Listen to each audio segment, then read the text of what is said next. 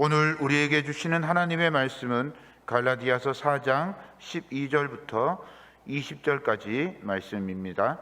신약성경 306쪽에 있습니다. 하나님의 말씀을 받들어 읽겠습니다. 형제들아, 내가 너희와 같이 되었은즉 너희도 나와 같이 되기를 구하노라. 너희가 내게 해롭게 하지 아니하였느니라. 내가 처음에 육체의 약함으로 말미암아 너희에게 복음을 전한 것을 너희가 아는 바라.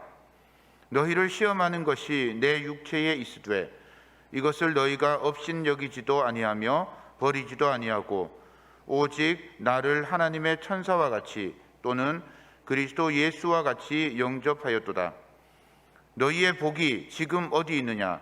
내가 너희에게 증언하노니 너희가 할 수만 있었더라면 너희의 눈이라도 빼어 나에게 주었으리라.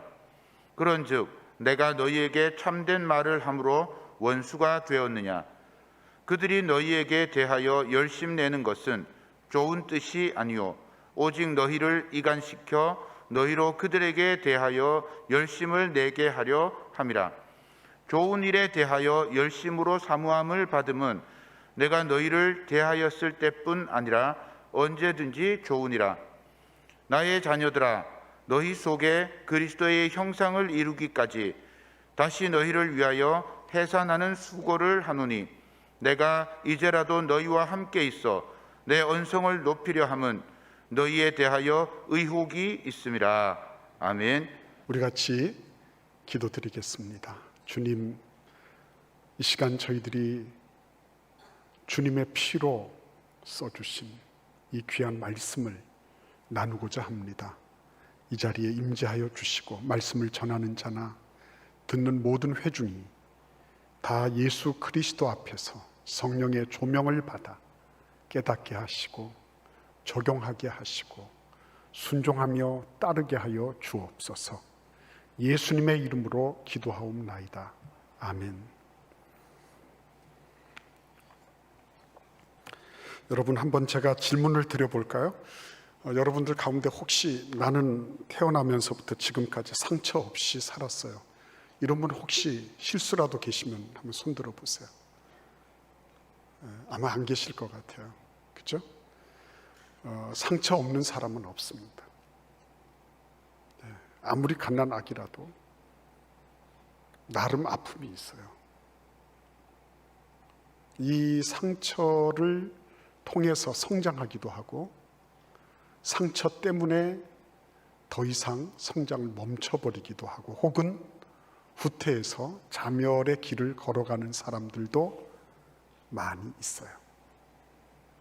그렇기 때문에 상처를 잘 다룬다고 하는 것은 대단히 중요한 일이 아닐 수가 없습니다. 자, 그러면 또 여쭤볼까요? 성경에는 상처받은 사람들의 얘기가 있을까요? 없을까요? 여러분들 표정이 말은 안 하지만 그거를 질문이라고 하냐 하는 그런 표정이신 것 같아요. 성경에는 상처받은 사람들로 가득 차 있습니다. 그러나 상처를 받아서 그것을 호소하고 나 이만큼 아파요 비명을 지르는 거, 그거는 누구나 그럴 수 있어요. 아프니까 원망하고 탓하고, 그리고 때만 되면 그 얘기가 계속 흘러나오는 거죠. 그럴 수밖에 없어요.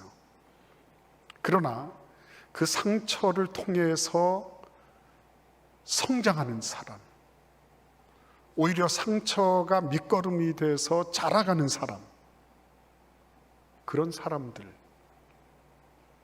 오늘 우리가 본문에서 만나게 되는 그 사람입니다. 오늘 본문을 여러분들이 잘 아시다시피 갈라디아 교회는 사도 바울을 통해서 복음을 받았어요.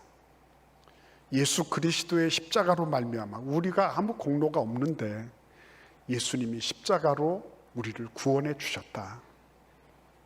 그 놀라운 복음을 받은 사람들이에요. 근데 세월이 지나가면서 당신들에게는 십자가 구원만 있는 것이 아니라 율법도 있다라고 말하는 사람들이 등장하기 시작한 것입니다.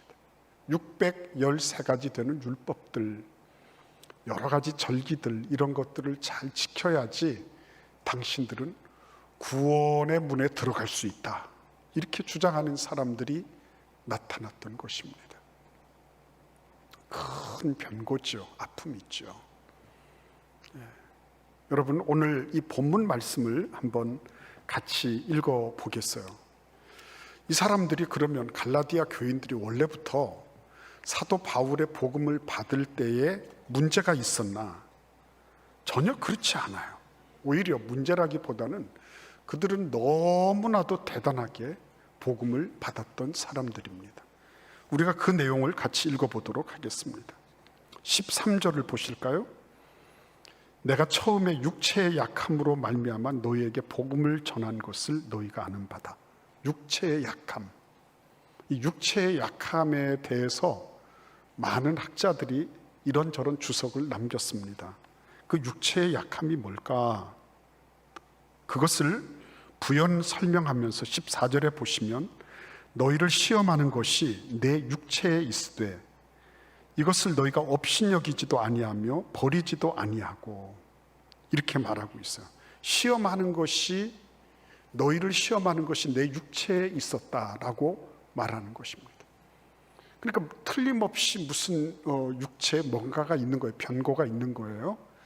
그래서 어떤 신약학자는 이 본문 말씀 속에서 그 육체의 연약함이라고 하는 것이 이것이 아닐까. 여기 보시면 15절에 보시면 너희의 눈이라도 빼어서 나에게 주었으리라, 이렇게 하는 것을 볼 때 안질이었을 것이다. 눈이 안 좋았을 것이다 말이죠. 백내장, 녹내장, 황반변성, 이런 것이 왔을 수도 있다, 이렇게 주장하는 사람도 있어요. 어떤 분은 이구동성으로 얘기하기를 육체의 약함이라고 얘기할 때 그것은 사도 바울이 예수님을 처음 만났을 때 낙마했잖아요. 예수님이 강력한 빛으로 나타나셨습니다. 그 빛을 보면서 눈이 가려졌고 눈이 시력이 완전히 가버렸죠. 그리고 낙마를 했습니다. 그때 이후로 그 충격으로 간지를 앓게 됐다, 이렇게 주장하는 분도 있는 거예요. 그래서 여러분 여기 보시면 너희를 시험한다 그랬잖아요. 그러니까 아마도 그 시험이라는 게 뭐냐면 그 말씀 전하다가 간질 발작 같은 게 일어나지 않았을까, 이렇게 추정도 해보는 겁니다. 그러니까 복음 잘 전하고 있는데 여러분도 한번 생각해 보세요. 제가 이렇게 복음 전하고 있다 갑자기 눈을 확 이렇게 까 뒤집으면서 거품을 흘리면서 막 이렇게 몸을 비튼다고 생각해 보세요. 당사자는 이루 말할 수 없이 힘들어요. 그러나 그 주변에서 보고 있는 사람들은 얼마나 놀랐겠습니까? 막 119 전화하고 야단일 법석 아닐 거예요? 아니겠습니까? 그렇죠? 그러니까 그런 거를 보면서 무슨 복음 전하는 사람이 저렇게 자기 몸도 하나 간수하지 못하면서 남을 고친다 그래. 시험을 받을 만한 그런 일들이 충분히 있는 거예요. 거기다가 어떤 분은 말하기를 이 갈라디아를 가기 전에, 갈라디아 지역 가기 전에 그는 이미 풍토병을 앓고 있었다. 그래서 그 풍토병이라는 게 아마도 말라리아 같은 것일 거다. 그래서 그 말라리아라고 하는 거는 한번 걸려보면 너무나 이게 무기력해져. 힘이 하나도 없어집니다. 눈을 한번 뜨는 것도 엄청나게 힘들어요. 제가 경험해 보니까 그렇습니다. 손가락 하나 이렇게 움직이는 거는 굉장히 사치스러운 거예요. 이게 자동으로 움직인다고 하는 거는 엄청난 겁니다. 여러 번 검토해 보고 그리고 한번 움직이기 위해서 양간의 힘을 써야 되는 거예요.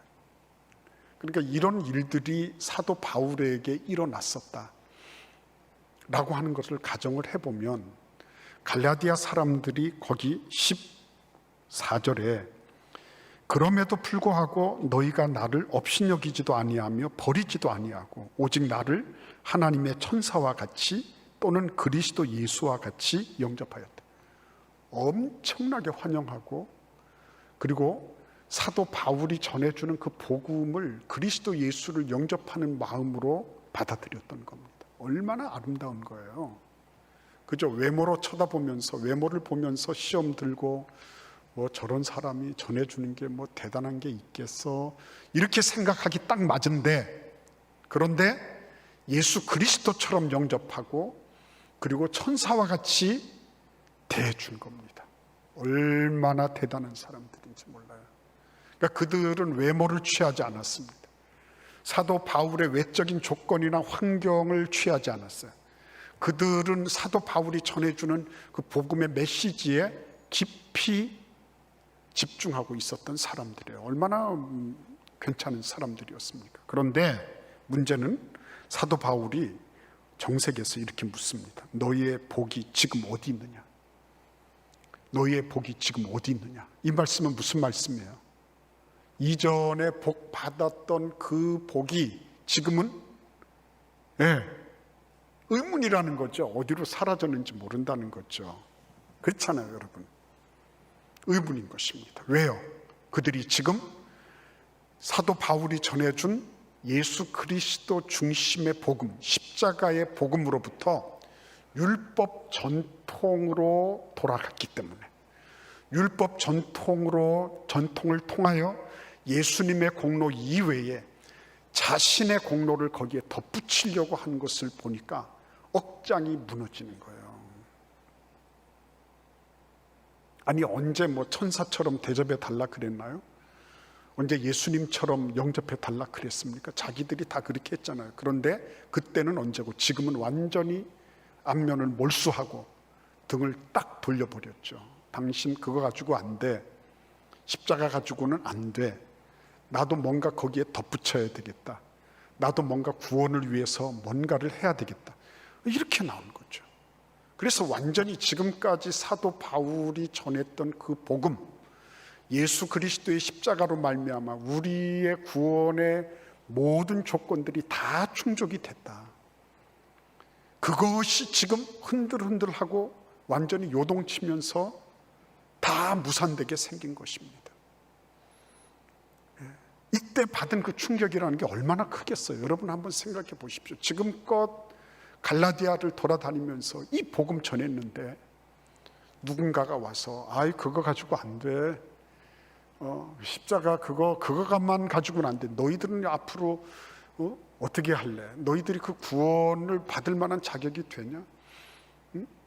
너희들 구원받을 만한 자격 전혀 안 되니까 율법을 지켜야 돼. 이러면서 613가지를 쫙 나열하고 있는 그런 모습을 볼 때 이거는 엄청난 일이 아닐 수가 없었습니다. 얼마나 얼척이 없었을까요? 여러분 생각해 보세요. 여러분들은 그런 일이 없었습니까?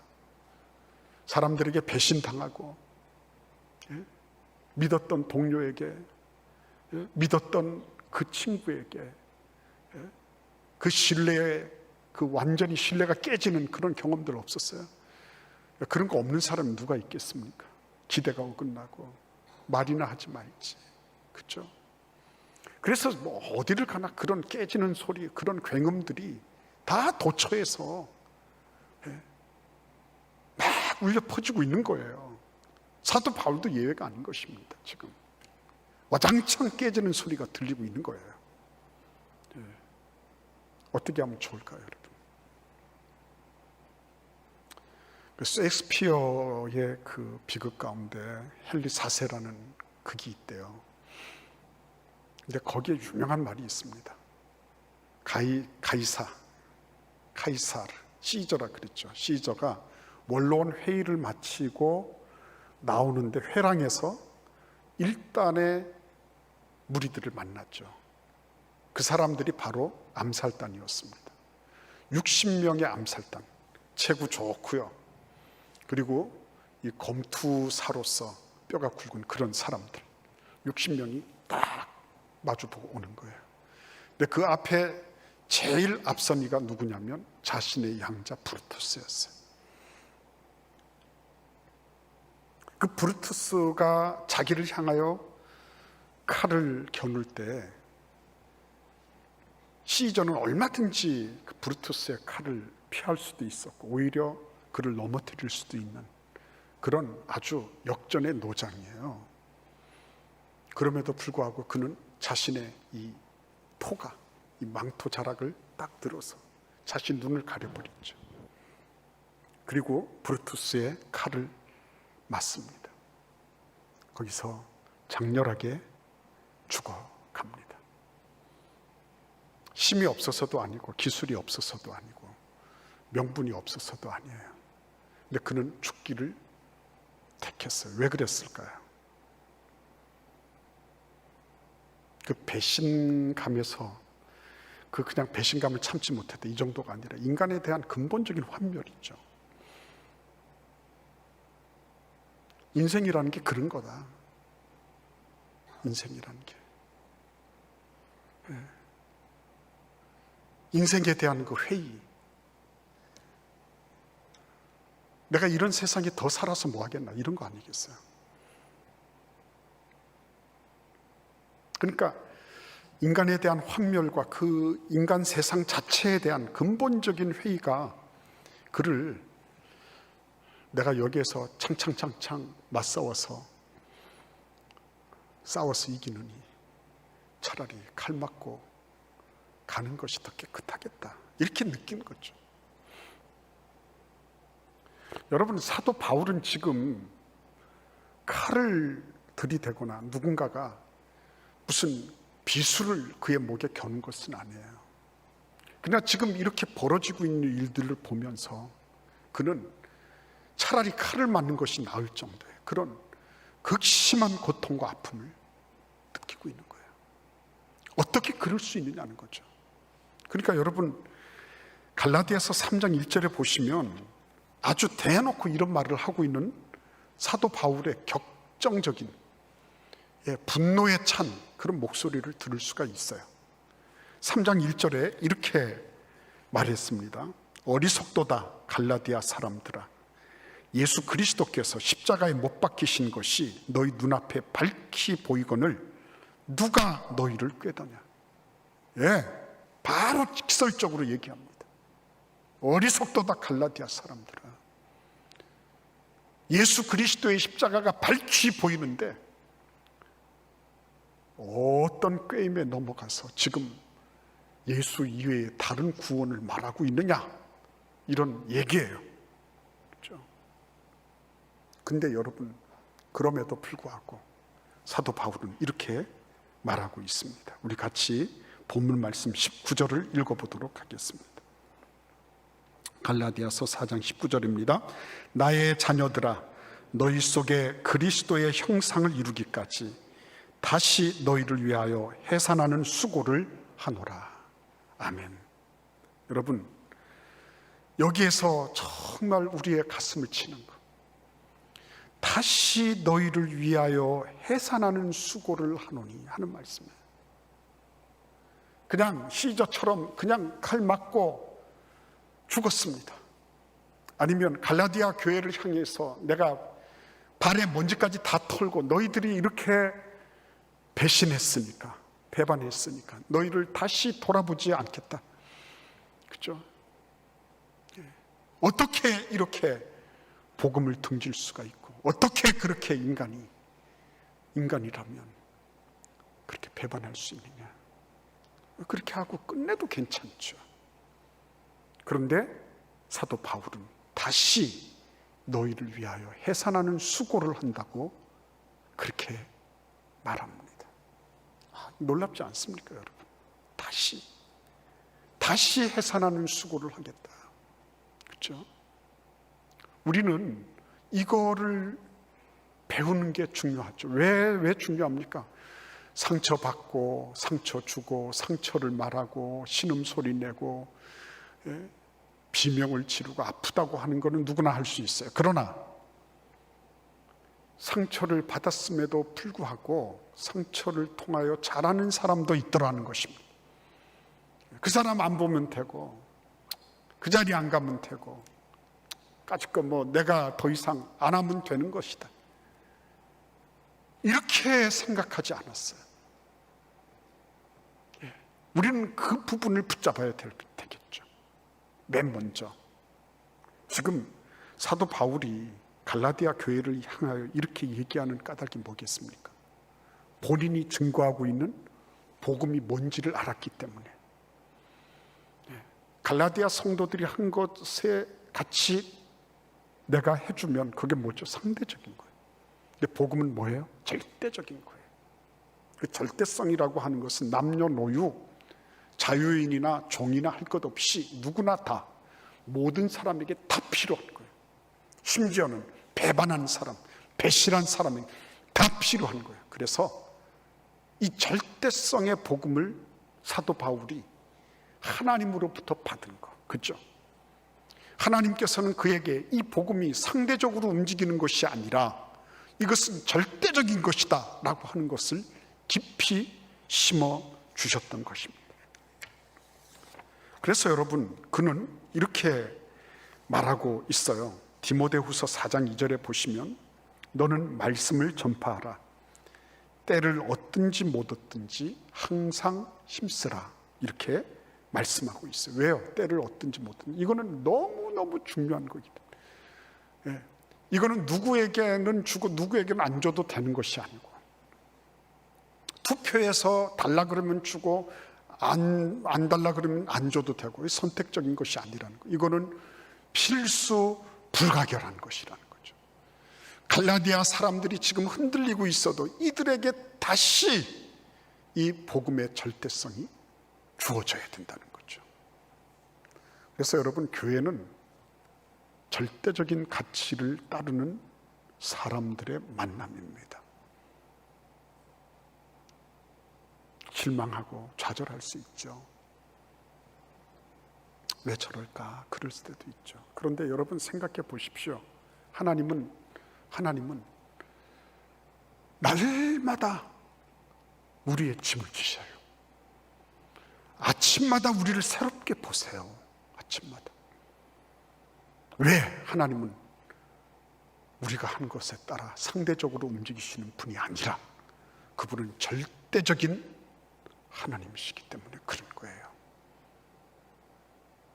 여러분, 그뿐만 아닙니다. 오늘 방금 우리가 읽었죠. 갈라디아서 3장 1절에서는 어리석도다 갈라디아 사람들아 그랬어요. 그런데 오늘 본문 말씀 보십시오. 12절에 보시면 형제들아 라고 말하고 있고요. 오늘 19절 말씀에 보시면 나의 자녀들아 이렇게 말씀하고 있어요. 여러분, 이게 지금 점점 달라지고 있죠. 어떻게 달라지고 있어요? 점점 가까워지고 있죠. 그죠? 이전에는 지역을 다 통틀어서 너희들 그 지역 사람들이야 라고 얘기를 했었습니다. 근데 지금은 뭐라고 말하고 있어요? 형제들아 라고 말하고 있어요. 하나님 안에 있는 형제들이다 그랬습니다. 근데 이제는 뭐예요? 이제는 나의 자녀들이다 이렇게 말하고 있습니다. 가슴은 찢어지고 아프죠. 피는 철철 나고 있죠. 그런데 하나님께서 사도 바울의 마음속에 넣어주신 게 뭐였습니까? 그게 바로 이들이 단지 어느 지역에 뭉쳐있는 교회 다니는 어떤 사람들이 아니라 예수 그리스도 안에서 나와 한 형제구나. 나아가서 이들이 나를 통해서 복음을 받았던 그 사람들, 나를 통해서 그리스도의 자녀가 됐던 사람들이었구나. 이거 알게 된 거죠. 그러니까 자기 정체성과 더불어서 자기가 지금 하나님 안에서 어떤 관계 맥락을 가지고 있는지 이들을 다 보니까 이들이 이전에는 갈라디아 사람들로 그냥 치부되었던 존재들이었어요. 그런데 하나님의 관점으로 보니 그들은 나의 형제이면서 내가 낳은 그리스도의 자녀들이었습니다. 그렇죠? 그러니까 이게 그런 눈이 이렇게 떠진다고 하는 게 놀라운 은혜 아니겠어요? 아니 그 학교 하나 그 학교 그런 학교야 라고 말하는 것하고 예수님 안에 있을 때 그 학교도 다 나하고 연관이 있는, 하나님께서 뭔가 우리 교회하고 연관시켜 주셔서 존재하는 그런 학교다. 이걸 아는 거는 천양지 차이가 있는 거죠. 너희들 배신 때리고 넘어갔으니까 너희들이 너희들 죄짐 지고 너희들대로 가라 라고 하는 것이 아니었습니다. 알고 보니 그렇게 어리석은 사람들이라고 얘기했지만 그들은 바로 내 형제고 그리고 나의 자녀들이었습니다. 그래서 그는 뭐를 한다고요? 다시 해산하는 수고를 한다고 그렇게 말하고 있는 거예요. 다시 해산하는 수고를 하겠다.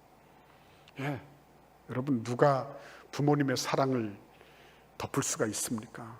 예, 부모님이 우리를 위해서 희생해 주신 그 사랑, 그걸 생각하면 부모님이 뭐라도 다 자식을 위해서 이것저것 아낌없이 다 내놓으시려고 하고, 좋은 거 있으면 새끼 먹이려고 하고, 자신은 어떻다 할지라도 다 그렇게 해서 우리가 왔잖아요.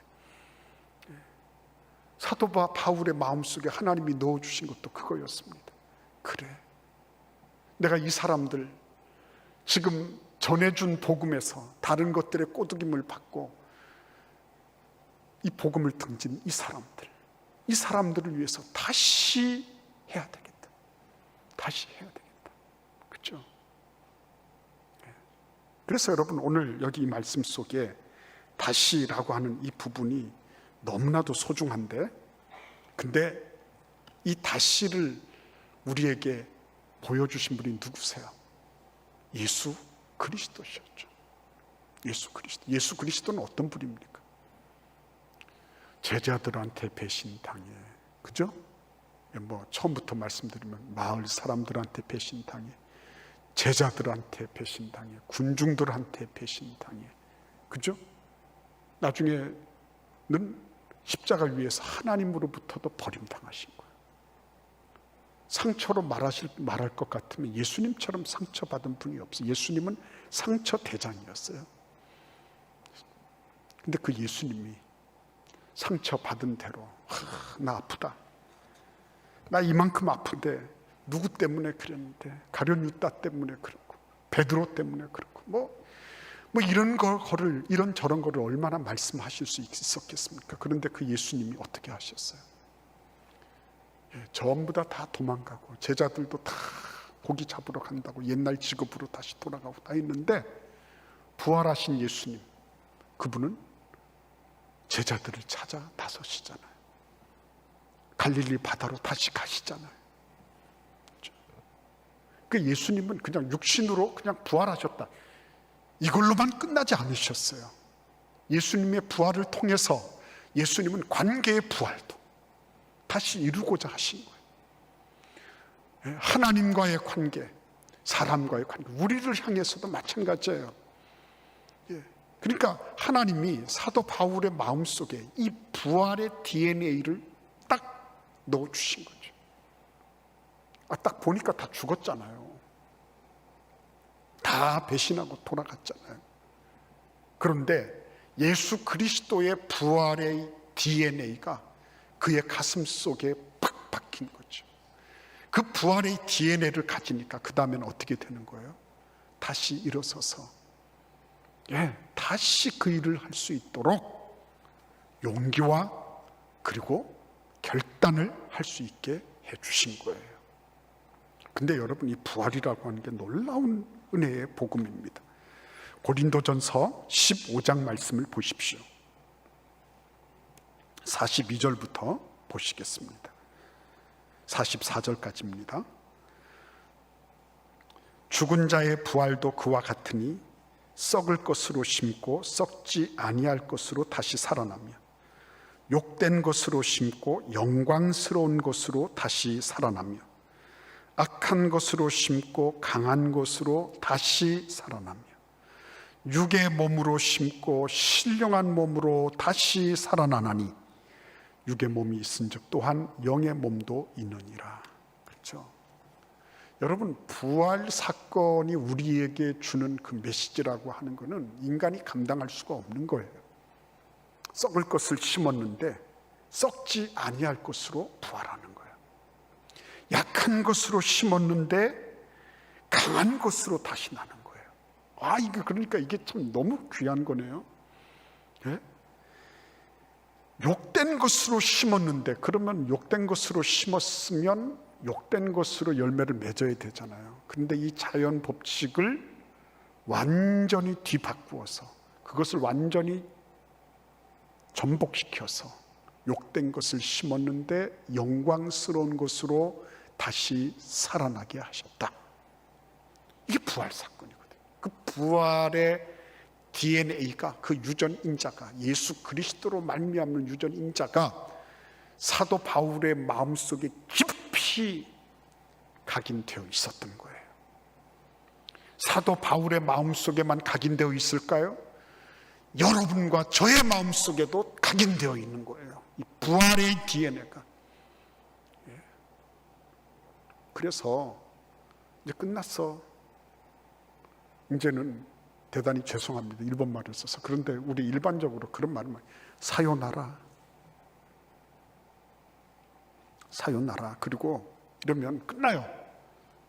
그런데 하나님께서 부활하신 예수 그리스도를 통하여 사도 바울의 마음속에, 아니야, 이게 사요나라 이거 해서 될 게 아니야, 그렇죠? 너희를 위하여 다시 해산하는 수고를 내가 한다, 하겠다, 그렇죠? 그러면 제가 여쭙겠습니다. 여러분, 갈라디아 성도들이 사도 바울이 그렇게 하면 우리가 다시 복음으로 돌아가겠습니다 이랬을까요? 예? 여러분, 갈라디아 그 성도들이 무슨 서약서 같은 거 썼을까요? 예, 사도 바울이 우리에게 이렇게 잘해주면 다시 우리는 복음 쪽으로 가서 율법 전통에 대해서 우리가 뭘 어떻게 하겠다 이런 거 했을까요? 없어요. 근데 왜 이렇게 할까요? 다시 한번 말씀드립니다. 신앙은 절대적이니까. 그들의 반응 때문에 하고 안 하고 하는 것이 아니더라. 인간은 상대적이라서 나한테 한 만큼 하는데, 신앙은 그게 아니더라고요. 하나님은 그렇게 하지 않으시더라고요. 나에게 받은 만큼 나에게 해주시는 게 아니라 하나님은 무한정으로, 무조건적으로 해주시더라고요. 교회는 그런 곳입니다. 그래서 이 사도 바울은 그 부활의 능력을 힘입어서 지금 갈라디아 교인들에게 내가 다시 해산하는 수고를 마다하지 않겠다, 그렇게 한 거예요. 내가 내 쪽에서 할 일을 하는 거예요. 여러분, 받고 안 받고는 자기들 할 거예요. 내가 그것까지 생각하면서 할 필요는 없어요. 내가 손 내밀었는데 안 받으면 어떻게 하나, 그거는 나중 문제죠. 내가 그 사람에 대해서 알고 있는 그것이 아니라 내가 해야 될 그 부분을 내가 감당해 나가는 겁니다. 그게 절대성이에요. 이번에 추석 때 가족 친지들 만나면, 여러분, 어떤 친지는 좀 가까울 수도 있고 어떤 친지는 좀 멀 수도 있고 어떤 데는 아예 안면을 몰수해서 만나기도 거북스러운 그런 분이 혹시 있을지 몰라요. 그때 여러분, 우리 안에 있는 게 뭐예요? 부활의 DNA 아니겠어요? 예수 그리스도의 부활의 인자 아니겠습니까? 그거 가지고서 나가는 거예요.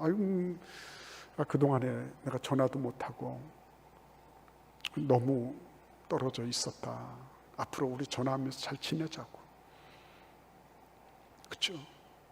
그게 꼭 뭐 어마어마한 무슨 성명서를 내고 뭐 무슨 대단한 뭐 선언을 하고 그래서 되는 게 아니에요. 그냥 그렇게 하는 거죠. 직장에서도 마찬가지 아니겠습니까?